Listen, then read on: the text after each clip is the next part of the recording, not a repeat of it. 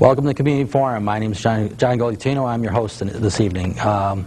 With me this evening is an old friend of the show, Jay Taborsak. Represents he's the state representative in the 109 district, and he's going to be telling me what he's been up to and what's going to be going on going forward. There's an election in a couple of months, and so I want to welcome you back to the show. Thanks, John. Yeah, you're welcome. For those people that have moved into town since the last time you were here, why don't you give a little background on how you got to your position? You know, I think you got married this past year. I did. And a few of those items, you know, your educational background, and you're a lawyer also, right? I am. We won't hold that against you. Okay, Thank go you, ahead. Thanks. All right, appreciate that. Well, for starters, John's known me so long that he called me Jay Taborsak. A lot of people know me as Joe Taborsak, right. So I'll get that out of the way so that people won't be confused about the name. I'm state representative for the 109th district. I actually grew up in Danbury, born and raised here, went to Danbury Public Schools. And from there, went on to study law at Pace University, got my law degree, came back to my hometown to help people solve their legal problems, and made a run for office after having an interest in politics, as you know, for many years. That started at a very young age. My mother, who was a former state representative, made a run at Congress a long time ago now. My father. Don't let her, she's going to see this, I'm sure. Okay, right, go ahead. right. My father, Danbury retired history teacher. You know, history and politics has always kind of been in my blood, and so I made a run for the legislature 4 years ago, and I've been in ever since, and I'm running for re-election this year. So I guess that, and I can't forget. Thankfully, you reminded me that I was just married in April. My wife, Kelly Vieira, another Danbury resident, now Kelly Taborsak, is at home waiting to see this on Comcast. Oh, okay. Right. Very good. Now, the times are pretty tough here in Connecticut, and what are some ideas that you have in mind as far as you know, trying to help the people out with these times you know, that we're going through, you know, and going forward? I should ask how's the campaign going and then get into that, but maybe you can tie the two together. Sure. Well, you know, yeah, we've been going through some tough times. As I said, I've been in office 4 years. Just to give you an idea of my crash course in government, when I first got in, we had a surplus of a couple $100 million. We were putting money away in the rainy day fund, trying to be prudent and responsible, and things were going good in the state of Connecticut, you know. And then we had, you know, everyone knows the subprime mortgage crisis. Some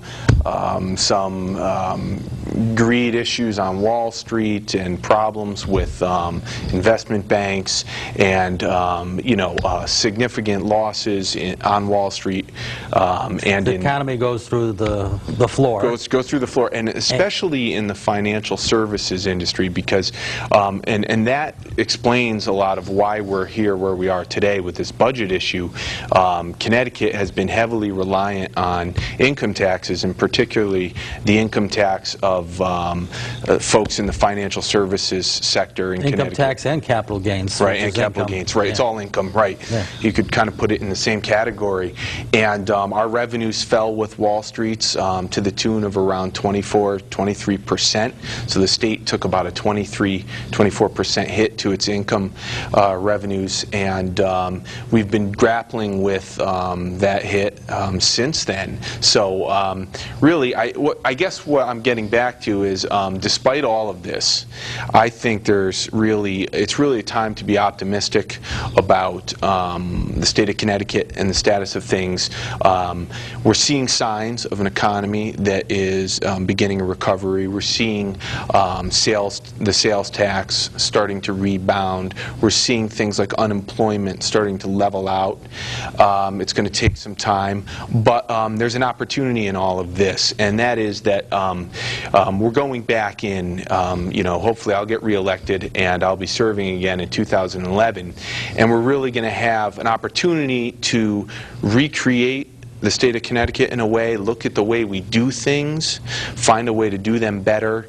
We're going to have to really define our priorities because we have big structural deficits in the years 2012 through 2014, again to the tune of, $3 billion, a year.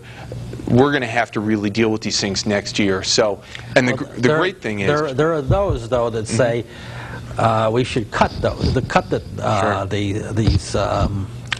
cutbacks in the government. But that's sort of flawed, isn't it? Because when you cut, don't you lay people off, and it's like a multiplier effect going in the opposite direction. If a bunch of people get laid off, they don't buy. They don't go to the store and buy cars and clothes, and I'm talking about if you laid off state workers and cut the budget that way, and cut funding to nursing homes, cut the funding to education. You're hurting everybody going around, so that is not necessarily the solution either, right? No, you can't just do everything on cuts.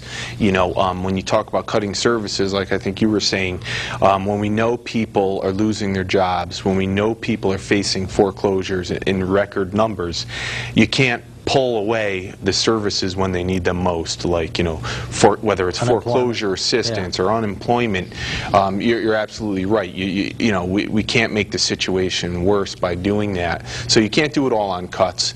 And but what I was going to say is that the people of Connecticut have this great opportunity. November 2nd, they're going to be able to pick a new leader for the state of Connecticut. They're going to be able to select a new governor to help us define where the state's going to go, what its priorities are.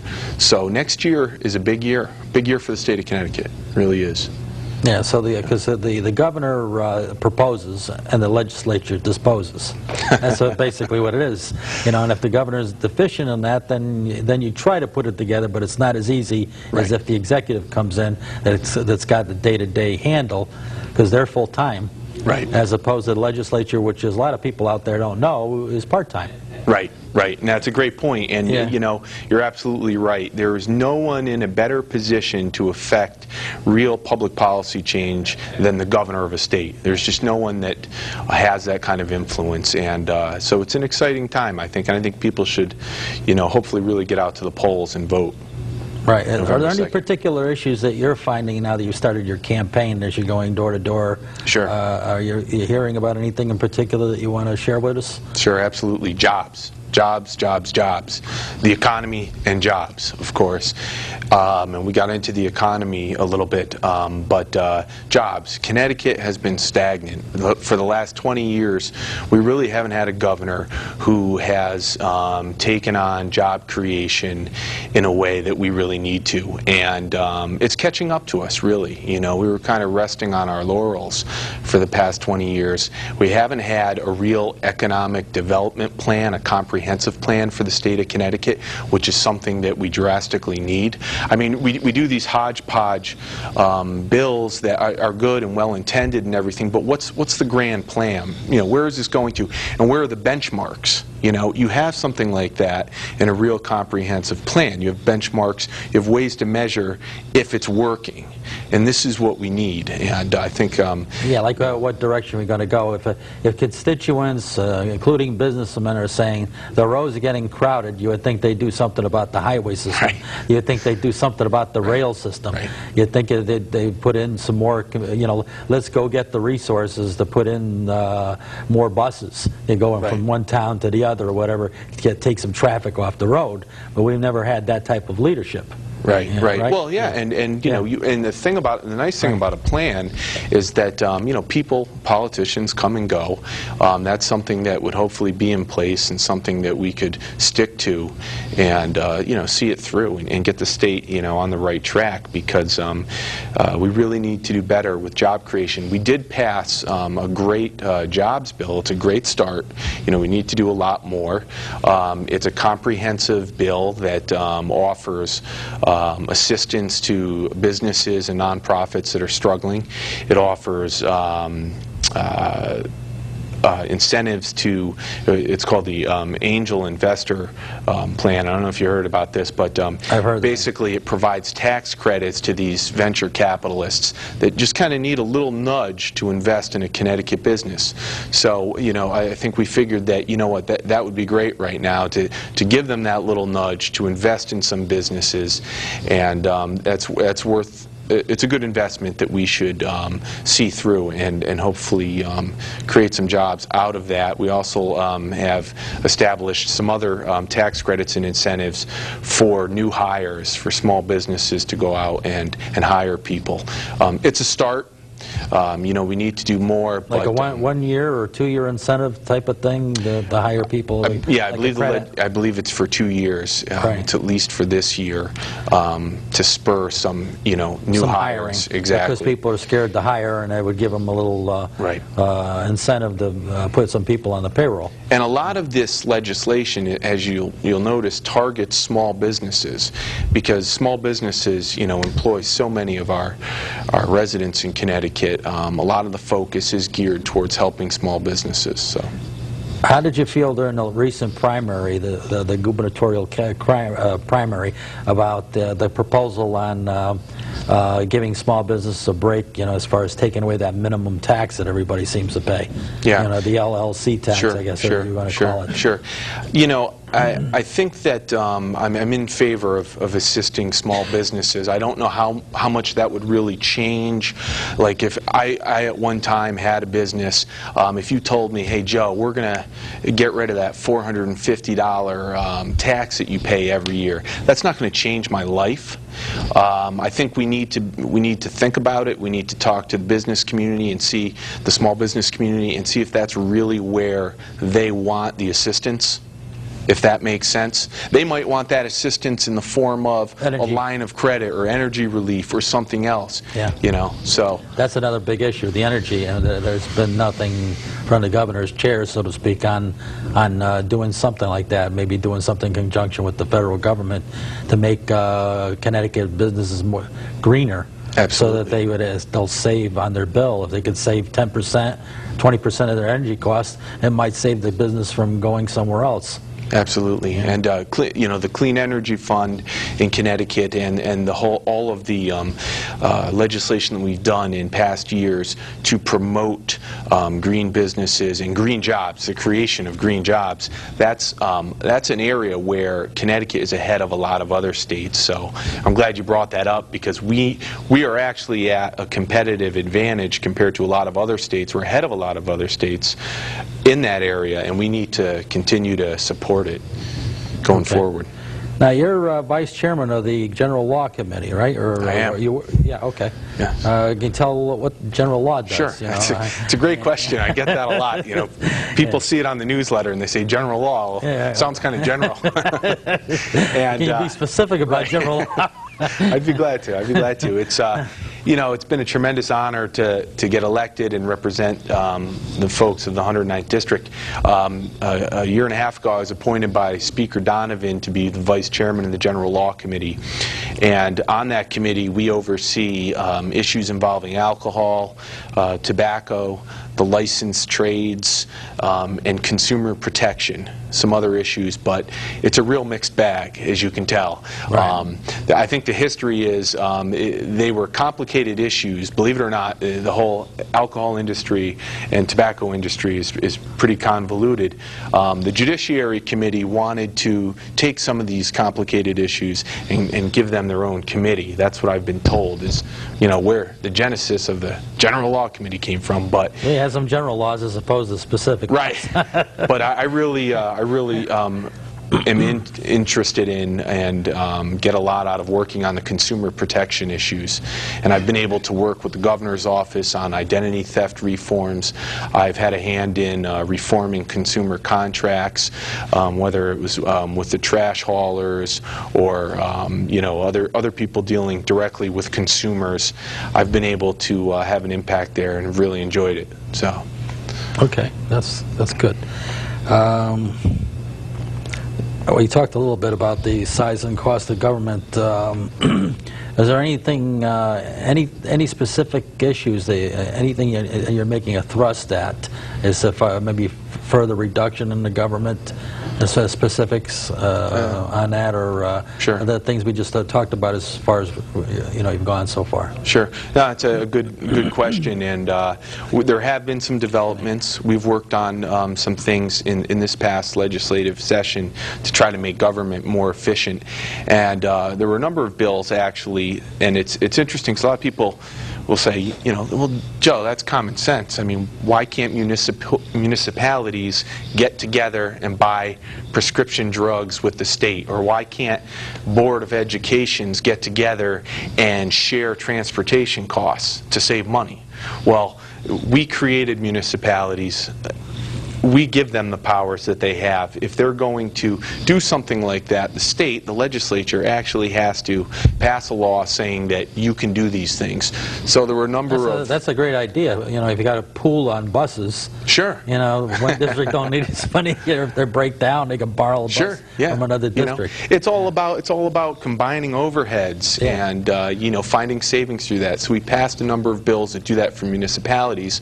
We need to do a little better at the state level. We need to be more efficient. I think we've got a lot of work cut out for us in that regard. We did pass a bill that requires the governor's office to communicate, and this sounds kind of obvious too, but it requires them to communicate with the different agencies on the different departments in the state on whether, to what extent the services provided by those agencies are being used, if they're valued, if they're working, and we're trying to make better communication at the state level so that we know a little bit more about these programs and whether or not they're effective, because we spend a lot of money on some things. We want to know that they're working.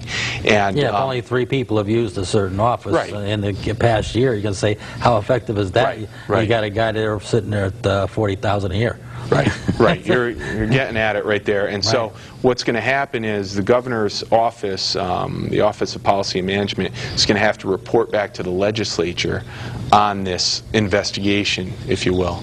And hopefully that information will help us, make decisions about making some logical streamlining. Right. Streamline. Exactly. As opposed to taking a hatchet and just cutting. The hatchet doesn't work very well. Yeah. Well, you hurt a lot of people too, and you cause the economy to get hurt when you take that hatchet approach. It's nice to hear them on TV going on and on about making massive change, and nobody knows the consequences could last for several years after you make a massive change. Right, absolutely. And we have to have the best information available before making any of these changes.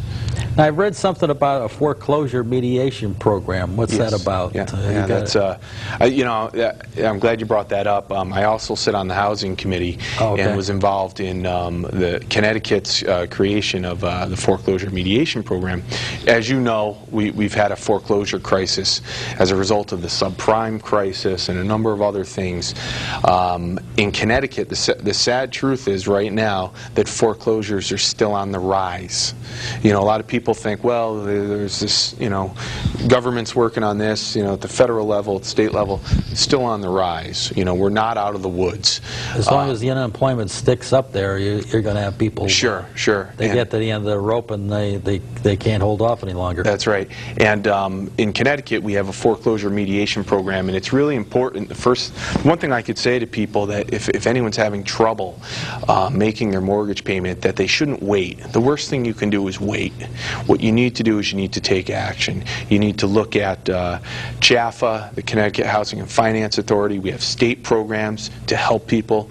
You need to go to makinghomeaffordable.com, because the Obama administration has put programs out there that require banks that have received TARP funds, if you will, bailout money, if you want to call it that, to do modifications, to do loan modifications with people to try to keep them in their homes.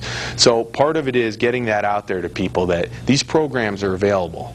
You got to go look and see if it's an option for you. There are options out there. So I've been working with a lot of people on that issue, and it's going to be here for a while. You know, it's not going away anytime soon, unfortunately. So in other words, if you're sitting there with a 7% mortgage, maybe they can help you drop the cost of the mortgage if they're... the monthly payments, yeah. you may actually qualify for a refinance or a loan modification through these programs. And the program will pick up the refinance cost, or it's a little something more like that. Right. It's a little more complicated, but it's meant for people that are kind of in dire straits here. So right. It's understood that they don't have piles of cash laying around to pay for fees and things. Sometimes like that. people don't do that because it's going to be $2,500 to redo everything, and if a program like that paid half the cost, then they can probably do it. Right. Yeah, that's good. Is there any legislation that people should know about that you'd like to share with us now that you're thinking on doing as you go forward? Or are you just thinking as you're going door to door? Because you're doing your door to door, right? Sure. Yeah. Well, clearly, I still hear from people. I mean, as I mentioned before, jobs. I talk to college kids that don't have the same opportunities I had not so long ago, that are seeing a totally different job market. People that have been laid off and there isn't a job for them out there that they're qualified for, or they're overqualified. So obviously we talked about jobs, and that seems to be the #1 issue that I'm hearing. I still hear a lot about health care. People, what's more important really than your health? That issue's not going away. Is it the cost that they're complaining about, or is it mostly the cost, or we're still trying to see how this federal legislation, it's going to take time to see what's working. So there's pieces that are coming in at a time. And That's right. They're only phasing it in a little at a time. It's not all effective upon passage, right? Yeah, it'll be 2014 before the full impact. But that's correct. But still, there's people hurting today, so there might be some things that need to get done for those people that are hurting. Right. We still, I believe, need to do a pooling bill in the state of Connecticut, and what I mean by that is just opening the state health care plan to people, small businesses that want to buy in and take advantage of the state's bargaining power. I've been fighting for that since I got in. I've organized meetings with Democrats and Republicans. Unfortunately, we haven't had a receptive governor on that issue. Hopefully that'll change in November. Well, by 2014, I think that's going to happen. To an extent. Yeah. To an extent, but... Okay, now did... something about passing the buck. I wrote this down. Did they pass the buck? I guess it had to do with the budget. Okay. The legislature pretty much put the budget together because I guess the governor wasn't cooperating. Right? Is that what happened? There was a lot of back and forth. There were multiple deficit mitigation plans, that took place in between the original budget and the final work that we did this last session. But I think the way that I see it, because as we discussed, the problem really is in the out years in Connecticut. We have a 2-year budget, but whenever we set a budget, we're looking at least 5 years out, and we call those 3 years the out years, the 3 years after the budget. That's where the real problem is right now. We've got a significant deficit out there to the tune of like 20%. If the economy stays the way it is now, you're going to see things coming up, bonding that's due. This is what you're looking at. Right. Things that are going to be happening that if the things were like it were 5 years ago, you could handle. But they're not. The funding is not there from 5 years ago. Right. The funding is the way it is right now, and if it stays the way it is now, you're going to have problems. We're going to have a big deficit, and so did the governor pass the buck by not really addressing that? Well, I would give her the benefit of the doubt, and this is why, because I think it works out for the people of Connecticut.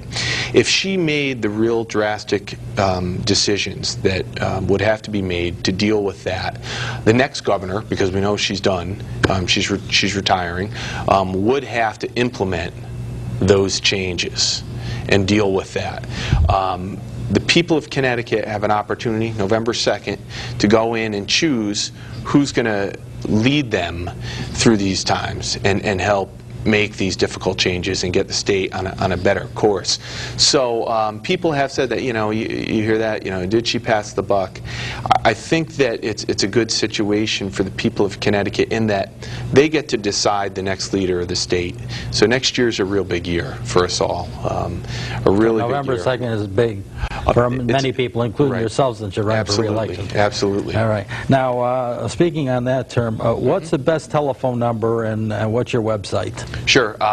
Actually... or your email. Yeah, my email, my actual campaign email is taborsak2010@gmail.com. But if people have an issue related to, a problem or something, they need help with state government, they can email me at work, which is joseph.taborsak@cga.ct.gov, and that's a great way to reach me, or just to call up the House Democrats. What's that number? Which number, actually? I would have to... Well, I have a capital number. I want to give people the 800 number. Oh, yeah, because I got an 860. Yeah, I'd rather give people the 800 number, which is 1-800-842-8267. Again, that's 1-800-842-8267. So. Okay, very good. And then so you got the two emails for information. You'll get me one way or another with all that information. Okay. As you know. Yes. Well, one way or another you usually get a hold of. So how's the campaigning going? How many doors have you gotten so far? 1,000 doors yet? I don't keep track. There's no point. I used to keep track of the doors, but after that it gets redundant. Just keep going forward. Keep going forward and talking to people. And like I said, despite the way that the economy is right now and the challenges we have ahead, people have been pretty receptive, pretty positive. So hopefully a lot of folks will turn out and vote, and send some people like me back to work. I'm really eager to get back to Hartford to work on these issues. We got another half a minute. What do you do on a typical weekend?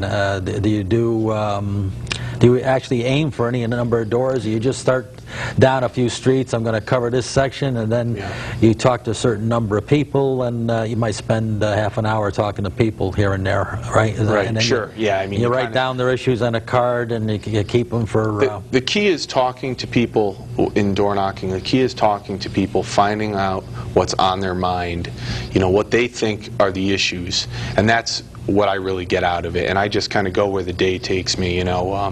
Some people have a lot to talk about, others not. So you never know when they're going to show up at their door. That's Thank right. you for coming on the show. They're waving to me. It's time's up. Thanks a lot, John. Thanks and I want to thank the viewer. Yeah, you're welcome. And I want to thank the viewers for tuning in to the Community Forum. Tune in next week, same time, same station. We'll have an interesting program. Good night for now. See you then.